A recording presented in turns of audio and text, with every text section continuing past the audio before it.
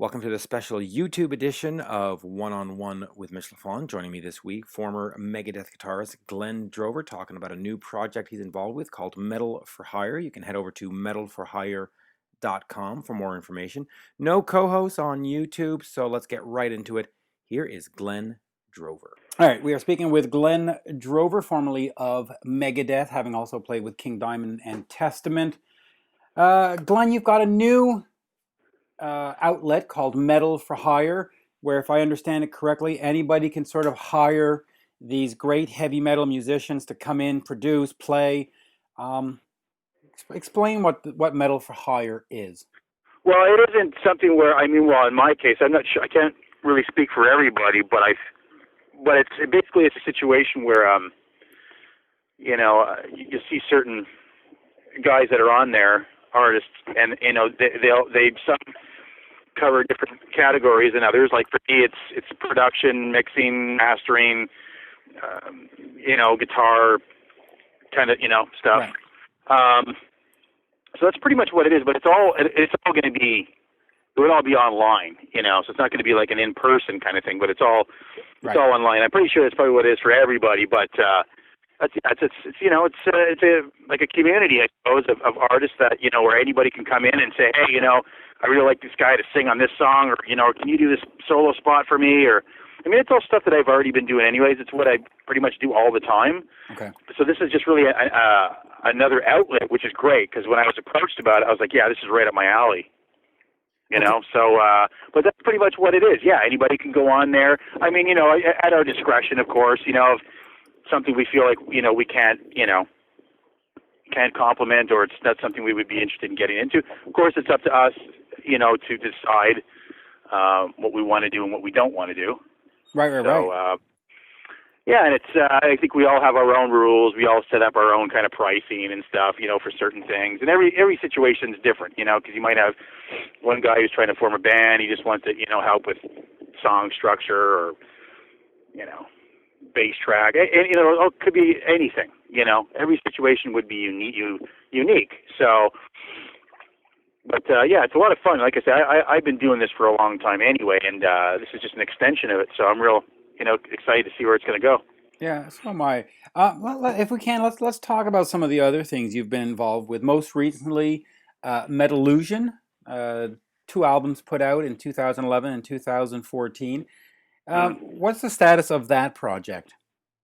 That was basically, it was right out of, after I left Megadeth, which was not even a year prior to starting that whole thing. I approached a couple of musicians who I really respected and wanted to do something with, and I just wanted to do something more instrumental and do something that wasn't, because all I ever recorded was all the metal stuff, which is great, but I also grew up with Al Di Meola and Jean-Luc Ponty and all the other guys, and a lot of instrumental music that came out of the 80s as well, all the neoclassical stuff, all the Vinnie Moore stuff, and the 70s, jazz fusion and all that great stuff, and I didn't want to do an album like that.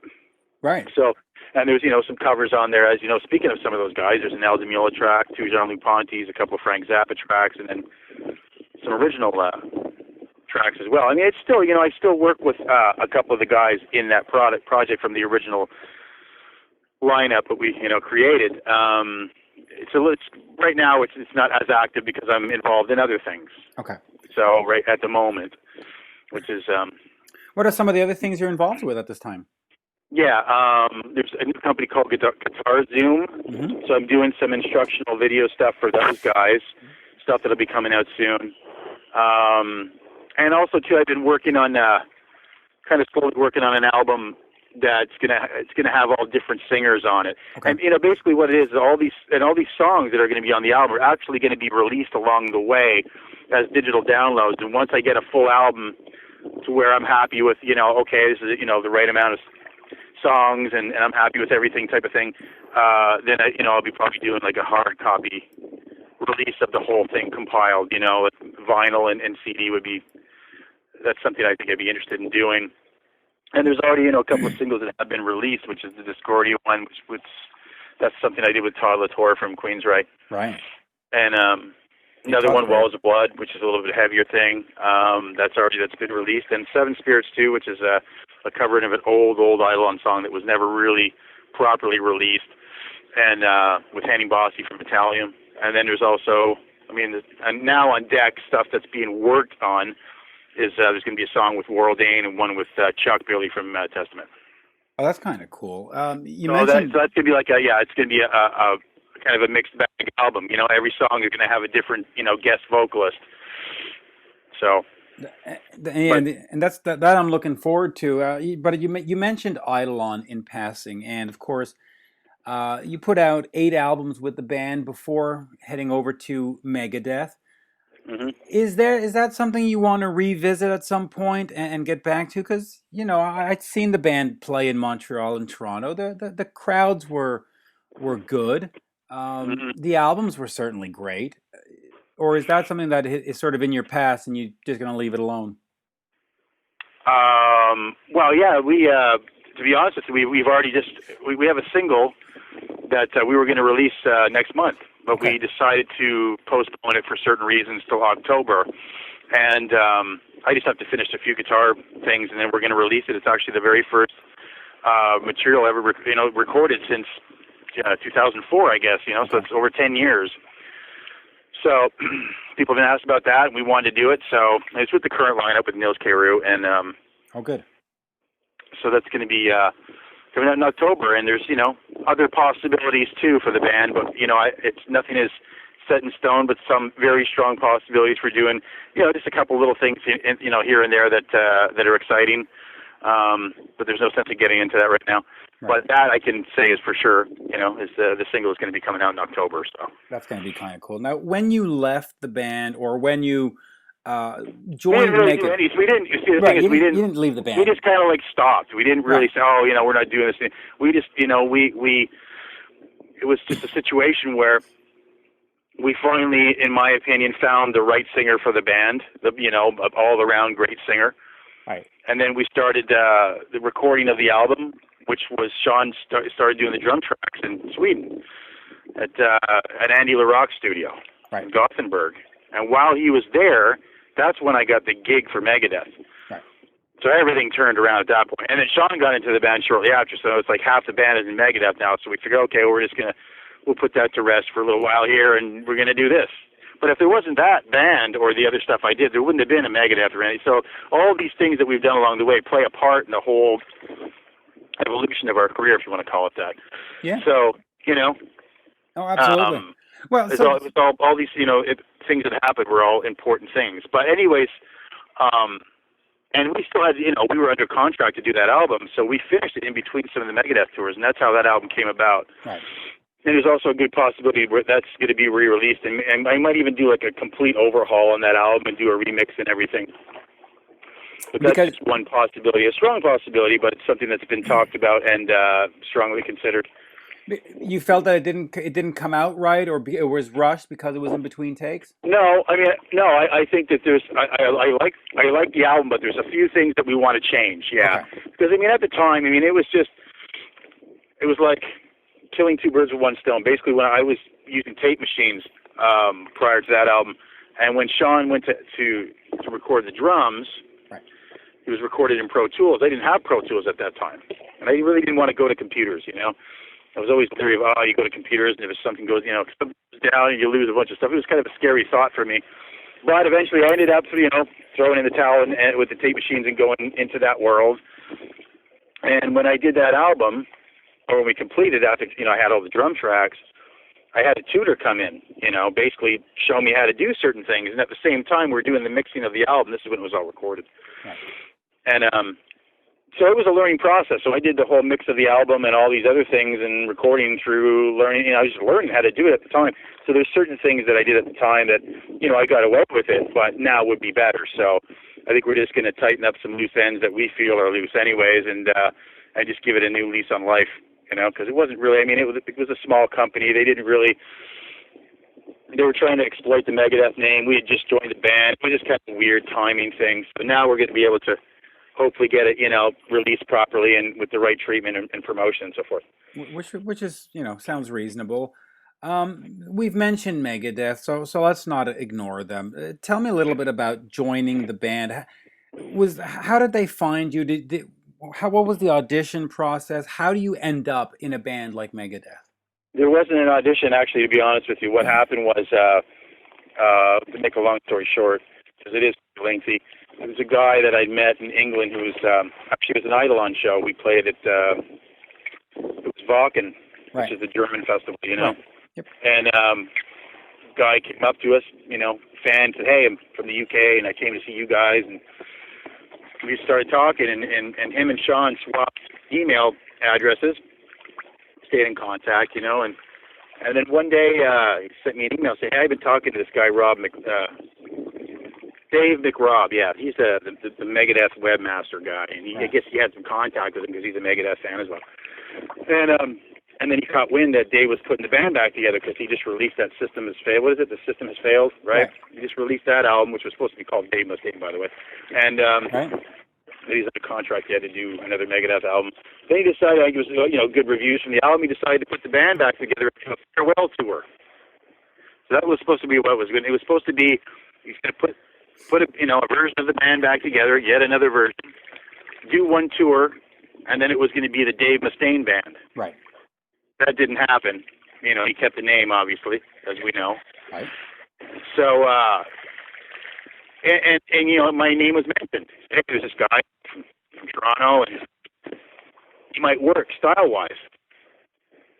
And I was contacted, and I just sent like one of the Eidolon albums and sent a couple of links to a couple of, like actually from that Wacken show. I think I sent a link to one of the videos there, maybe a King Diamond one too, and that was it. And then, you know, various conversations, and I got the gig and flew out to Arizona. We started rehearsals in September, whatever it was. Right. And that was it. We went to rehearsals, and Nick Menzo was in the band, but he wasn't working out. And Dave said, "What about your brother?" Because he knew about Sean. Okay. And I guess, you know, I went in, you know, with my homework done, well, as much as I could do anyways. And then, you know, I guess he figured, well, you know, maybe his brother's got the same kind of work ethic here. And he knew that he could play drums, and he heard the, you know, the Eidolon material. Right.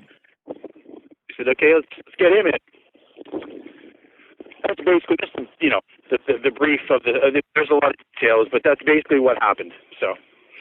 And it worked out. It worked out nicely for you. Now, you got to do the United Abominations album, and Andy Sneap got to produce. I think he's one of the better producers out there currently. Sure.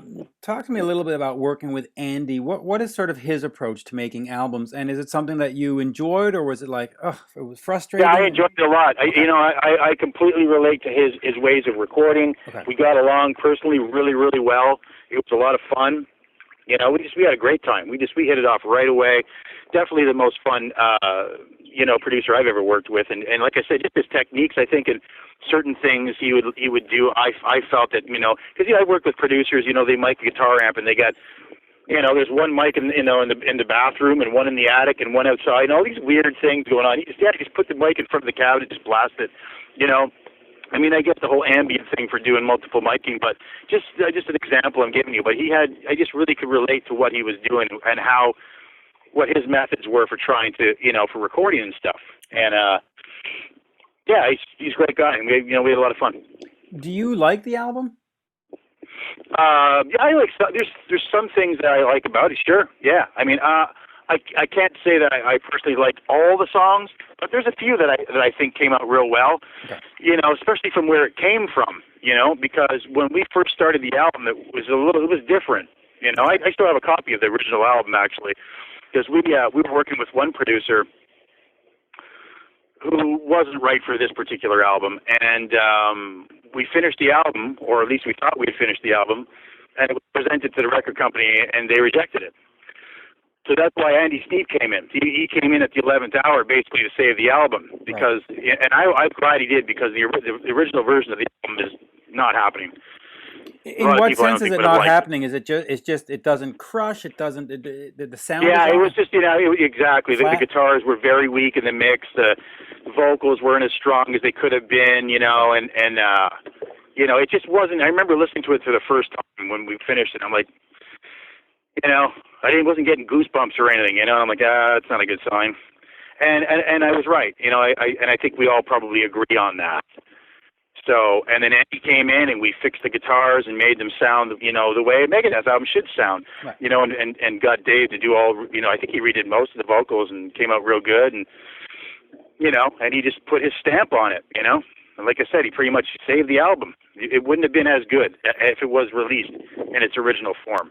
Yeah, I can imagine. Now, you know, you mentioned that there are some songs that you like and others that maybe not as much. Coming from Eidolon, where you're doing your own songs, you're writing, you're producing, I mean, you're involved. Is it tough for you to come into Megadeth and not have the control and not say, that song doesn't work? How was that for you as an artist, not being fully in control of the project? No, it's just different. It's just, you know, it is what it is. You say, okay, this is Dave's band. He's the, you know, the main guy that's going to decide what's going to happen at the end of the day. You got a producer, but Dave's the one that ultimately, you know, he decides at the end of the day, just like King Diamond, same thing. You know, with King, it's like, you know, I come in, I do solos. Yeah, I like that one. No, when you try something like this, okay. You know, you work together. I like that. There's nothing wrong with that. You know, and as far as that is comparison to, like, say, doing whatever, the singles or the Metal Illusion or the Eidolon or whatever, where I have more control. I mean, it's just a different thing. You know, it's, you know, it's fun too. But I like collaborating as well. I like both. You know, it wasn't like, oh, you know, somebody's telling you what to do and you feel stifled, you know, with the creative thing, and I like that. You know. Yeah. Now, you had mentioned that Dave was going to go off and do a solo career, which I remember because I interviewed him at the time, and we had mentioned that.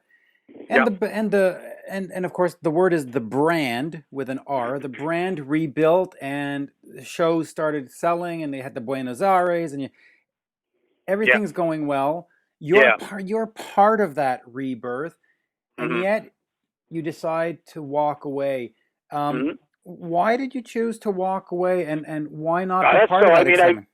That's kind of an old story, isn't it? But it is. I mean, if you want me to revisit it, I do. It's just there was just personal stuff that, you know, I don't need to get into. But I mean, it was just, you know, I wasn't really happy at the time there in the situation. It's pretty much like I said in the statement. I wasn't happy in the band at that time, and I just felt like I was away from my family too much, which I was. You know, my son was very young. It's personal, but it's true. That's what happened. He was very young, and I was missing out on a lot of his youth. Right. And being that I wasn't happy in the band at that point, it was magnifying that. Right. And that's pretty much what it is. But that's old news. But no, I mean, but that's I understand it's old news. But sometimes when you think back with a little bit of distance, sometimes the story changes, or you reflect upon it differently. Well, yeah, I mean, especially, you know, when you went through the interviews, you know, some people, you know, I don't know, I've been misquoted so many times I can't count that high. But that's pretty much what it is, you know. I can imagine you've been misquoted quite a bit. But at the end of the day, it doesn't. You know, for me, it's how I feel. If somebody else doesn't like it, it really doesn't mean anything. Oh yeah, absolutely. But, you know, but was there any regret? I mean, do you look back and say, maybe I should? No, not at all. No. There might have been. There was a moment. Yeah, there was a moment after about a couple of years. I remember where I felt. I think it's like any relationship. You know, you get to a point down the road and you start thinking about the good stuff, you know, that you really liked, and there was a lot of good stuff there. And I was kind of missing it for a little bit, but then I you know, I was reminded of why, you know, it wasn't right for me, and that was it. So no, I don't have any regrets whatsoever. You know. Okay. And it's just, you know, that's just the way it works. You know, there'll always be changes because that's just the way that band works. You know, it's Dave's band. You know, it's just the way it is, and it's cool. Okay, so. But I'm glad to have been a part of it, and glad to have had the opportunity that he gave me to do it. You know. So let's. So I had a lot of great times. Met a lot of great people. Played good music. You know, seen the world with my brother multiple times. Okay. You know, you can, and to see that, you know, to go out doing that on your own is one thing, but to go out and do that with your brother, who you're close with and always have been, you know, we've always been, you know, especially with music, you know. So for us to have been in a band like that we grew up with, and then now we're touring the world with them, I mean, it's just not something that you expect to happen in your life. No. So then lightning doesn't usually strike twice in the same spot. You know what I mean? I know, and it did in your family's case. Sure. So then, that said, and I know the story's old. What did you take away from it in terms of professionally, or I mean, now people they hear the name Glen Drover and you go, oh, the guy in Megadeth. Like it's obviously brought something to your Of course, professional. absolutely. So what has it given to you? And we're talking positively. What has it given to you since you left? What did it mean to be in the band? Well, I mean, I learned as far as what you said at the beginning. I learned a lot of stuff, on a professional level. Just how to conduct yourself, and I mean, I learned a lot of it before with King Diamond, but and then going, into that band, got into it further, So there's a lot of things I learned from Dave, what to do and what not to do, and and with certain things, and just learning the ropes even more, So it was great to have that, to have the exposure and have the help to do all that kind of stuff, Right. How to handle interviews, how to do this, how to do that, and and of course it opened a lot of doors, no question about it. I mean, it's I do musical stuff for a living. Going back to the whole idea of the interview which is of course the Metal for Hire thing. Right. If there hadn't have been all these bands, I wouldn't be doing that kind of thing, which I love doing. I'd be doing it, but probably on a smaller scale, Right. I mean, I'm pretty busy with it. There's no question about it, but I love it, Would you ever go back to a situation like that, a King Diamond or a Megadeth or even Geoff Tate? Would you go back into, or are you just happier being? Well, those particular bands? No. Megadeth, no, I wouldn't go back into Megadeth. I wouldn't go. Geoff Tate, I didn't play with Geoff Tate. I joined the band, but before I made it as far as the photo shoot, but I never made it into a rehearsal room, which is I thought what we should have done before doing a photo shoot. Right. But that didn't work out, unfortunately. I never played with them or even rehearsed. I never played one note with the band. Correct. So no, that's not going to happen. But King Diamond, I don't. I mean, it's you never know what could happen down the road. You never know. But I mean, for sure, something like Megadeth, no. Couldn't do that, but I'm glad that I did it. And like I say, I have a lot of good memories, a lot of good times we had and stuff. So, it's definitely part of, what I've done in my musical career, and it's very thankful for it, Right. And then, but I mean, aside from that, I mean, if there was any situation where it made sense, and it was, you have to understand something. I don't do it for money. Right. Right? Because if I did it for money, I wouldn't have left Megadeth in the first place. Correct. It's all about the music for me, and it's always about that, and I never abuse music in any way, so it's got to be something I like. If it's not something I like, or I'm enjoying doing, then it just feels like a job that you go to that you dislike, and you abuse it, and then now I don't want to play guitar anymore, right. Or this or that, I don't want to listen to metal or whatever it is. Right. That's what I call it, you're abusing it. So... But if a named band came after you and the situation was right musically and all that, you might consider it. Yeah, if the right thing came up, sure. Okay. Yep. And then we'll finish with this quickly. House of God, the King Diamond. I was going to say King of Diamond. The King Diamond album that you played on. Any memories of that? Happy with the album? Good times? Just any kind of story? Yeah, it was fun. I mean, it's just kind of similar to the Megadeth situation as far as the recording, Sure. Like I mentioned earlier. And, it was cool. It was a fun experience. They're great people. We always got along, still do, It's just, they're just great guys. And the touring was, it was a lot of fun too, Unfortunately, I didn't really get to do, a ton of it. But back then, they weren't really touring a lot anyway, Right, because he had a back ailment or something.